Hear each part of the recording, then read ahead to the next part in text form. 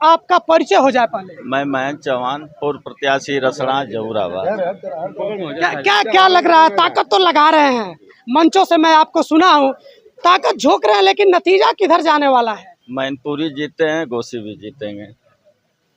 मैनपुरी और घोसी का नाम ले लिया, लेकिन बीजेपी वाले भी नाम ले रहे हैं कि रामपुर और आजमगढ़ की तरह घोसी का भी फतह किया जाएगा।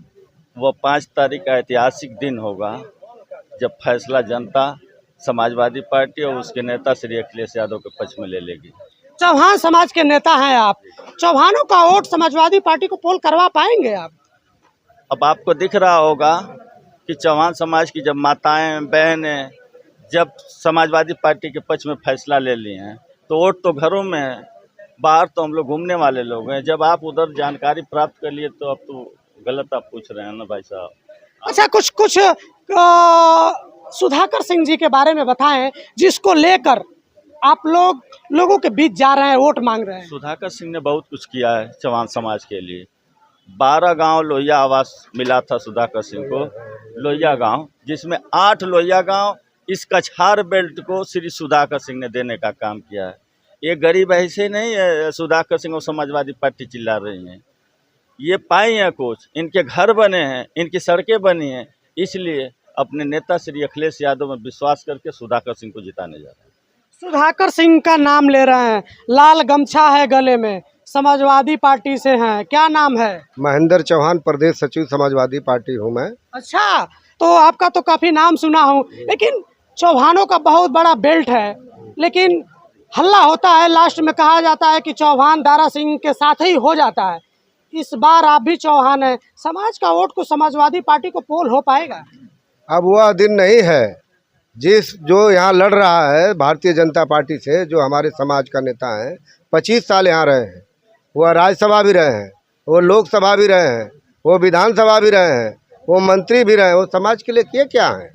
और समाज उन्हीं के लिए मैं लड़ाई लड़ा और उन्हें एक बार भी आवाज़ नहीं उठाई। समाज सब जानता है, वह किसी के लिए नहीं बने हैं, वो केवल अपने लिए चुनाव लड़ रहे हैं। हम कह रहे हैं कि हम लोग तो 5 साल के लिए उनको चुना, क्या आफत आई, क्या मुसीबत आ गई तो आ गए हम लोगों को बीच में चुनाव में झोंक दिए? ये बताइए, ये कब तक, कितने दिन तक, कोई क्या जरूरत है? ये जीत जाए फिर दूसरा दल बदल लें। इसलिए जनता होशियार है कि एक बार वोट देंगे 5 साल के लिए, बीच में वोट करने के लिए हम लोग चुनाव नहीं करा रहे हैं। जनता नाराज है क्या ये इस्तीफा देकर फिर दोबारा चुनाव? जनता बहुत नाराज है, जनता अपने सम्मान स्वाभिमान के लिए नाराज है कि बताइए जिसको हम लोग चुन कर भेजते हैं, हमारा ही समाज, हम समाज का अपमान कर रहा है। जो समाज का नेता है पूरे चौहान समाज का अपमान किया है। एक आप लोग के पुरनका साथी हैं ओम प्रकाश राजभर जी, वो कहते हैं हीरो की बुद्धि 12 बजे के बाद खुलती है। असल बात, अब चाचा जी को मैं क्या बताऊं, चाचा जी का तो खुदे बुद्धि नहीं खुली है, वो तो खुदे बिना बुद्धि के हो गए हैं। आप बताइए उनके समाज में कितने IAS हैं, कितने PCS हैं, कितने मास्टर हैं, कितने डॉक्टर हैं, और यादव में बता दीजिए, तुलना करिए, शिक्षा में कितने आगे हैं, आप बताइए, आप रोजगार में कितने आगे हैं। इसलिए मैं कहना चाहता हूं कि चाचा जी की बुद्धि खुदे भ्रष्ट हो गई है, विनाशकाले विपरीत बुद्धि उनकी है। अध्यक्ष जी को, आपके अध्यक्ष जी को बोल रहे हैं कि सफाई पहुंचा देंगे। मेरा एक ऐसा नेता है, पूरा हिंदुस्तान जा रहा है कि मेरे नेता का घर सफाई है, और बताइए किसी नेता को कि उसका घर कोई जान रहा है? कोई नहीं जान रहा है। मात्र अखिलेश यादव है पूरे हिंदुस्तान में एक ऐसा नेता जिसके बच्चा जानता है कि सफाई का रहने वाला है, और सफाई का रहने वाला वह शेर पूरे समाज के लिए, इस गरीब परिवार के लिए उन्होंने काम किया है। कन्या विद्याधन, बेरोजगारी भत्ता, लैपटॉप, 100 नंबर का एम्बुलेंस, 108 नंबर का एम्बुलेंस, सारा चीज़ देकर इस गरीब समाज को सजाया है और संवारा है, लोगों पर मुस्कान लाया है। चलिए, लास्ट में मैं ये जरूर आपसे जानना चाहूँगा, चौहान समाज के लीडर हैं आप, चौहान समाज को साथ लेकर चलते हैं, उनकी लड़ाई भी लड़ते हैं आप, लेकिन चौहान समाज जब वोट की बात आती है, जब वोट पड़ने का दिन होता है, तो वो जाति के नाम पर दूसरा रास्ता पकड़ लेता है। इस बार जो आप लोग मंचों से हल्ला कर रहे हैं, जो मेहनत कर रहे हैं, जो लोगों के बीच जा रहे हैं, लोगों का रुझान क्या है? देखिए, अब हम लोग अकेले थे, हमारे साथ सुभाष चौहान है, हमारे साथ महेंद्र चौहान जो जहुराबाद भी लड़े, रसड़ा भी लड़े, सब हम लोग साथ मिलकर इस बार वह चौहान समाज गलती नहीं करेगा। इस बार लामबंद होकर साइकिल पर वोट देकर आदरणीय सुधाकर सिंह को जिताने का काम करेगा, माननीय अखिलेश यादव के हाथों को मजबूत करेगा। इसलिए यह चुनाव बहुत ही महत्वपूर्ण है।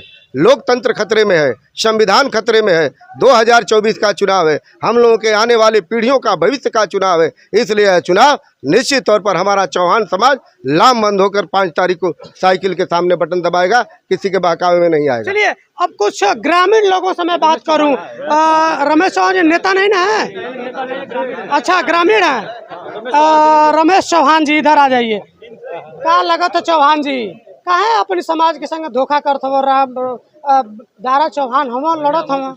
सबसे पहले भैया तो आप पत्रकार भाई को बधाई हो, किस गरीब जनता के बीच में आपने ले आकर प्रस्ताव रखा है, इसके लिए बार बार आप कमेटी के बधाई हो।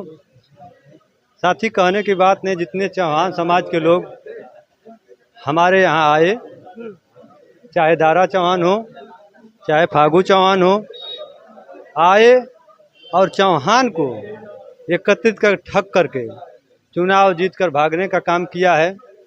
अब दोनों नेता का नाम ले रहे हैं, दारा सिंह चौहान और रामविलास चौहान, दोनों बड़े नेता हैं। आप क्यों बता रहा हूँ कि जब भी जीतने की बात आती है तो जीत जाते हैं और जीतने के बाद चले जाते हैं, काम नहीं करवाते हैं। का खोजते हैं हम लोग तो मिलते नहीं। तो ये बताइए, जो आदमी समाज में घूमता है और राजनीति करता है और उस कुर्सी पर बैठा है, हम लोग जा कर के बैठता है, उसको भी तो गरीब जनता का ध्यान देना चाहिए कि नहीं देना चाहिए? आप ही बताइए। देना चाहिए, लेकिन सुधाकर सिंह जिनका आप नाम ले रहे हैं, जिनके पक्ष की बात आप कर रहे हैं, तो सुधाकर सिंह चौहानों के लिए कुछ करते हैं? चौहानों के लिए खड़ा रहते हैं कि नहीं रहते हैं? देखिए, वह नेता जमीनी नेता है, पहली बात।